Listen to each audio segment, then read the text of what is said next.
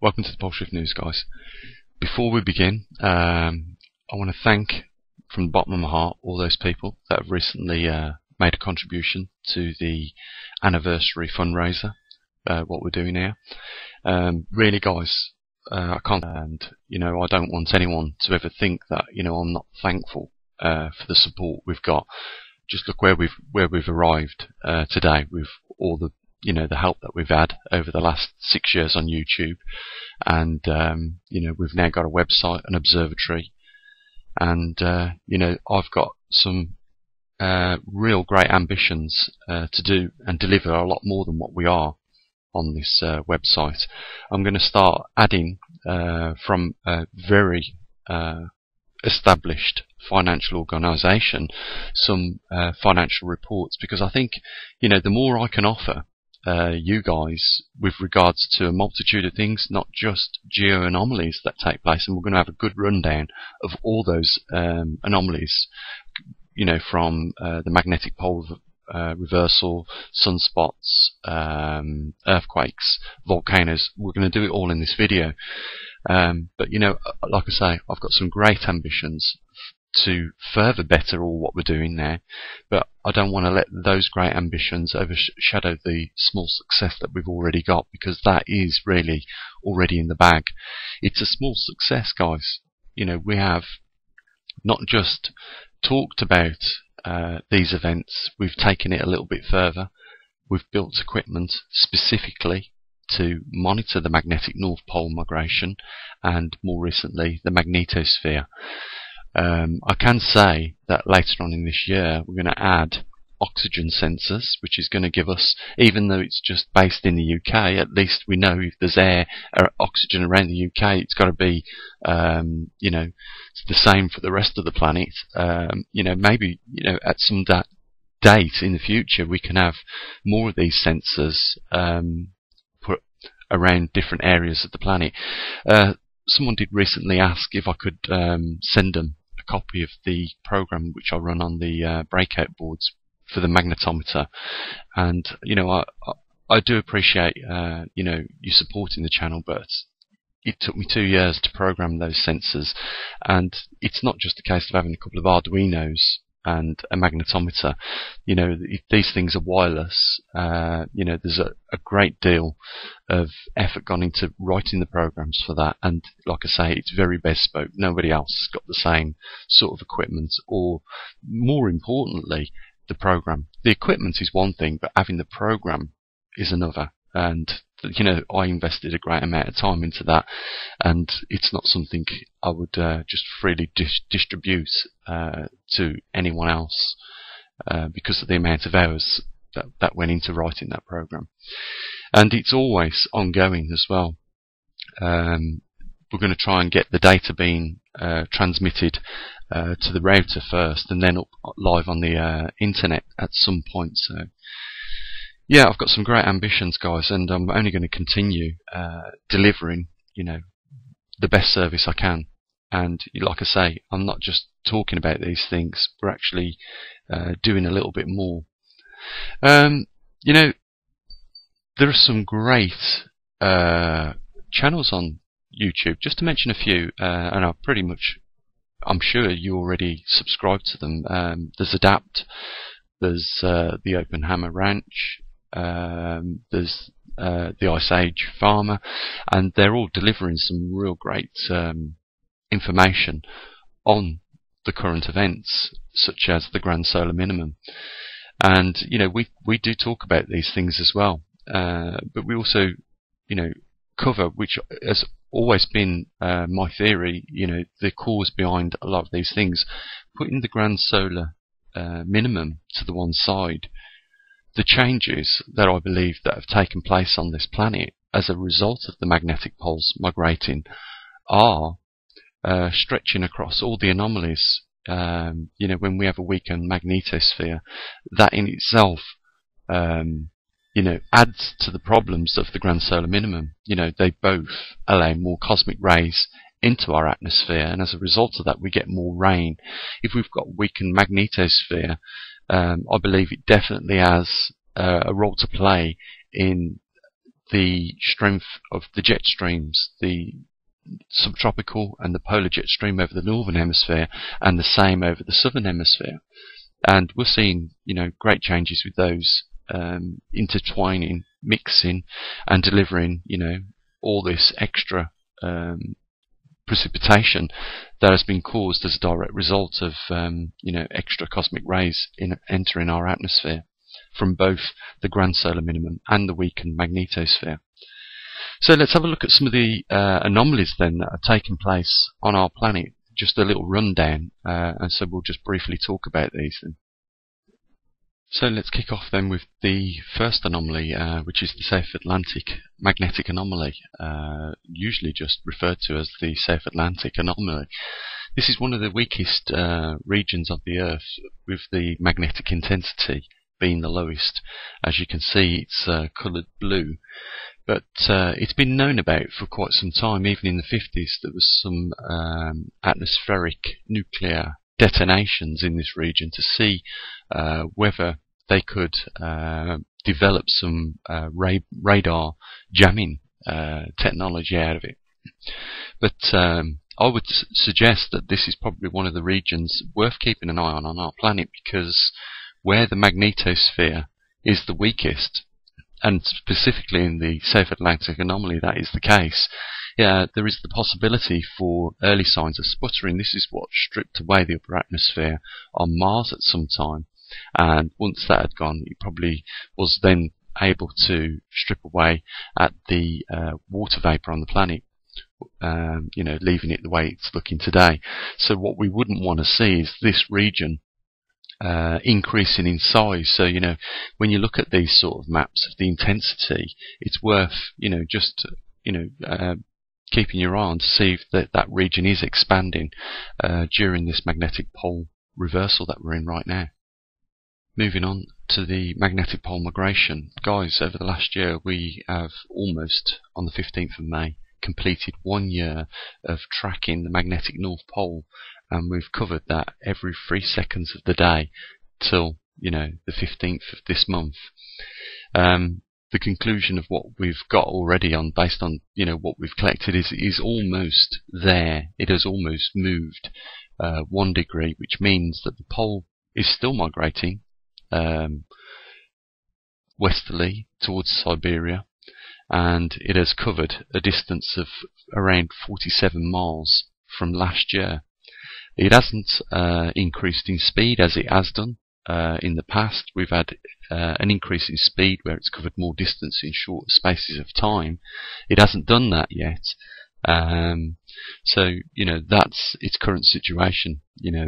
At the moment we're going to continue to monitor it, and if there is any more movement, then we'll get it on our observatory and relay that data back to you guys.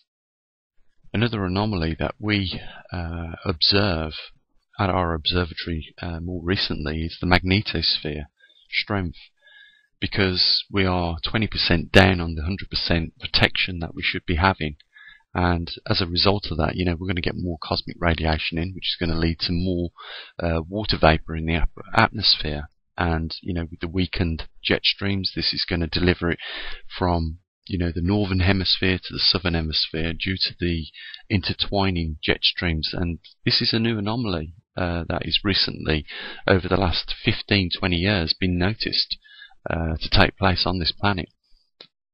So there'll be another data set of magnetosphere strength being included on the 15th of this month, but in general what we've seen, what we've collected so far, is that it does move in a range of about 2 microteslas up and down at this moment. But this is something we're going to continue monitoring every 15 minutes at our observatory.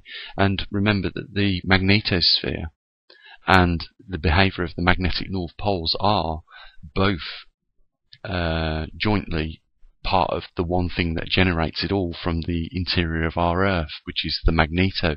And by studying both the magnetic north pole migration and the magnetosphere strength, it might give us an idea as to what we could possibly forecast in the future and, give us a better idea of what is to come with regards to these two related anomalies. With regards to the live solar data at the moment, there is an unsettled geomagnetic field, as you can see, but normal solar X-rays and not really any visible sunspots. There is, though, having said that, some magnetic activity taking place, which you can clearly see. KP indexes are low, proton fluxes are pretty much normal, and X-rays, again, very low. There's our auroras, both on the northern hemisphere and the southern hemisphere, and what is seemed to be pretty much normal for this period of time. When you look at solar cycle 24 with regards to sunspots at the end of this solar cycle, I will just mention this, that this solar cycle is shorter than all the others recently, compared at least with solar cycle 23 and 22. We are looking probably at a solar cycle which has lasted 9 years as opposed to an average of 11. So there is something definitely taking place with the activity of the sun. This is not normal. As you can see from this chart, we can see that for the last 3 solar cycles we are seeing less sunspots, and with what other researchers have done from some of these larger organisations that have dedicated their lives to working with solar data, they have concluded that we probably won't get sunspots even start in the beginning of the next solar cycle 25. And it is for that reason, and looking at a larger picture, that we can predict that this is going to lead to possibly another Maunder minimum.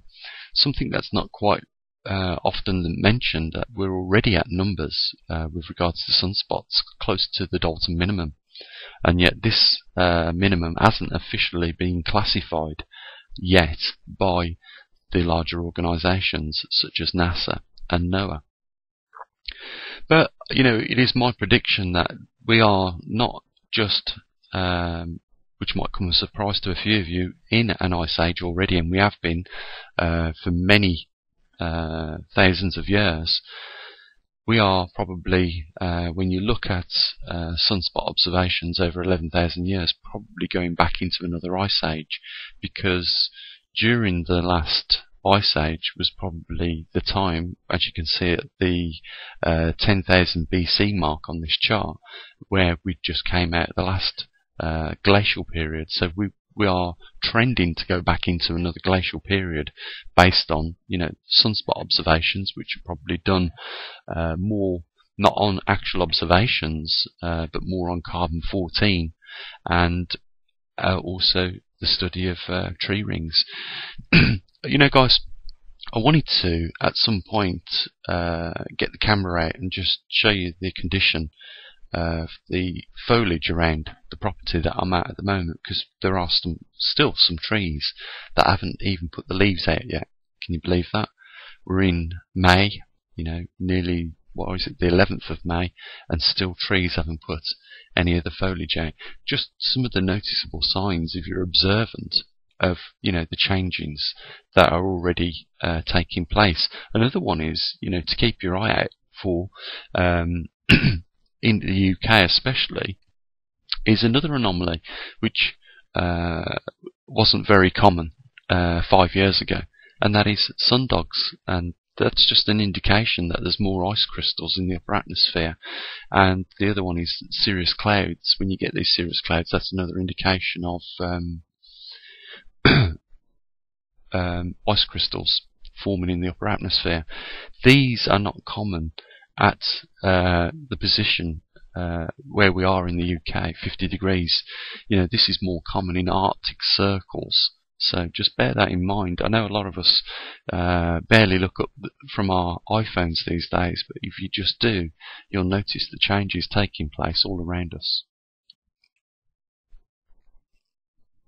So moving on to volcanoes that are erupting currently. On average there are about 20 to 30 volcanoes that erupt on any given month.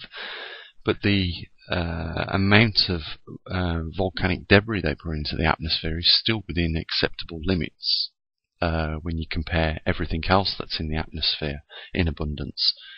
But it is a good thing, perhaps not if you live locally to these active volcanoes, but it's a good indication that we've got an active inner core of our planet. A lot of these planets that don't have magnetospheres and magnetic poles don't have an active core. So if we see volcanic activity such as what we're looking at, it's a good indication that we've got a reasonable, healthy core of the planet. And it would be I think detrimental to this planet's function if we didn't see an abundance of volcanic activity. So, for that reason, it's good. For the people that live locally to these, it's probably not. So guys, moving on to the earthquakes over the last 6 months with a magnitude of 6. Like volcanic activity over the last 30 years, earthquake activity has continued. But again, it's good signs, unless you live obviously locally in the devastation regions that they cause. Good signs that we've got an active core. We live on a planet that has tectonic plates, and the inner core of this planet turns at a different speed to the outer core, and as a result of that we get these subduction zones, transversion zones, and regions where these plates are going under each other. As a result, you're going to get earthquakes in these regions, particularly one to mention the Ring of Fire. There's always a lot of earthquake activity there. But, unless, like I say, you live in these regions where they're becoming more frequent, it is a good sign of a healthy core. If we weren't getting volcanic activity and we weren't getting earthquake activity, I think it would be more alarming. Because something would be changing in our inner core, which probably could lead to events making this planet, a lot like the rest of the planets in our solar system, uninhabitable for any species across the range. Moving on to Arctic sea ice extent. Now, one quick look at this chart at the red line, which is the indication of where we are at this point in time in May, would suggest that we have got less sea ice over the Arctic region. But if you look closely at this point in time, we've actually got more than what we had in 2016. And I said there was some dramatic changes with regards to sunspots that took place around 2007 and some other weather anomalies. As a result of that, I said that this inertia that replaces sea ice over the Arctic region is going to take some time to rebound, but that is exactly what we're going to see over the coming years, because as the sunspot activity drops off, it's going to mean that the planet is going to cool, and as a result of that, these Arctic climates are going to rebound their ice quantities, and we're seeing it already at this point in time. Like I say, we've got more sea ice than we did have 2 years ago, and yet you're going to get these government officials still banging away at the drum for CO2 causing global warming and shrinking the ice caps, but it's just not the case. It's going to take time to rebound. Remember, we've just come out of a large modern maximum with regards to temperatures, and over that period of time that we've enjoyed warm temperatures over the northern hemisphere, there has been some ice melting around these Arctic regions. But another thing to bear in mind, as I always say, is there is more than one anomaly over these regions. It's not just that over the northern hemisphere in the Arctic region we have Arctic temperatures. We also have the other two anomalies. One is the magnetic dipole, and the other one is the rotational axis. And I predict, I think we have seen some early signs of this already, excuse me, of the Arctic climate tracking west, and I believe that's a result of the magnetic poles dragging that Arctic climate with it, because I don't think it's by coincidence that over these regions we have a magnetic pole, a rotational axis, and the Arctic climate, the coldest regions on the planet. So wherever these magnetic poles end up at some point, they're going to also, although we haven't seen that one anomaly, the rotational axis, move yet, but don't be surprised if we do, because I mean, if we just briefly divert here to some of the stories of our ancestors, at least one comes to my mind, of that of Atlantis going underwater. Well, if there was a rotational axis shift on this planet, it would shift the super bulges of oceans at the equatorial region to other places. Now, can you imagine how much that would change the look of our continents on this planet if that was to be the case? Well, like I say, it's not something that we should outrule at the moment as not being, a possible, because if one is clearly moving, which we know it is, the magnetic North Pole, and two, we are seeing early signs of the Arctic regions move along in the same direction that the poles are migrating, then three, there could be a point in the future where we do start to see a rotational shift, and that, guys, will be, major catastrophe for the whole of the planet and the continents, and people especially living on low altitudes around these coastal regions. Now, just to talk briefly about the weather maps that we've got on the website, they are updated regularly over the 24-hour period. You can go and view them. We've got some good maps. We've got the current satellite map, which gives you a good indication of cloud coverage over the continents. We've got radar, and we've got this one, temperature. It's good because it gives us a freezing line, so we can see, where the freezing line is at any particular point of the year. And right now you can see that freezing line is tracking north, and that's because the angle of the Earth at the moment is closer over the northern hemisphere to the sun. And another 6 months' time, we'll be back to bringing that freezing line back down. Something else I was going to do this year on the summer solstice is just measure the altitude of the sun. And the reason why I do that is because it gives an indication if that altitude of the sun is at a different altitude. It would give us an indication of whether the Earth was shifting in its rotational axis. Something I'd done a few years ago at my old property that I lived at, and I'll give you the results. Back then everything was as it should be, and I would presume that it is at the moment, but unless we do these checks, we don't know for sure. We can only take them for, these things can only be taken for granted. We've also got precipitation maps which are regularly updated, and sea surface temperature maps on here. And on one of the other pages, we've also got a radiation absorption map, which is a good indication as to how much radiance the Earth's receiving. So I'm going to wrap it up here, guys. I've covered most of the anomalies that are taking place on our Earth today. And, if there is anything else that you want me to add to this website, other than what I'm thinking about adding later on, which would be some economic news, because I think it's a good idea to track global economics during this period of time where there's not been so many souls on the planet as there is now, and adding to that the technology that increases, that puts people out of work, all has an effect on ourselves individually in our homes, as well as these anomalies that we're covering. And I just think it's just another niche little thing to throw in there, and I know that some of you guys will benefit from that information. Like I said, there is a good well-established financial organisation that does a monthly report, and what I was thinking of doing is not just copying the report, but pretty much putting it in my own way, but giving you the same information just legally, so that I don't get collared for just copying it, and give you guys that information as well on probably just a monthly basis, if you're interested in that. So guys, we've got 4 or 5 more days, is it 4 more days left of the annual fundraiser. I'm hoping we can get a little bit more than what we've managed to raise, which is just under £200 at the moment. So, guys, the link is always down there.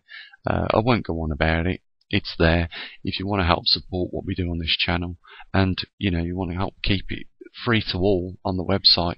then the link is there. And, you know, other than that, guys, I think the only other thing to say at this point is enjoy your weekend. You know, enjoy your family, and hopefully you can enjoy the fact that you're not caught up in a lot of these anomalies that are affecting people's lives right now. So I'll say what I usually do. Bye for now. Take care.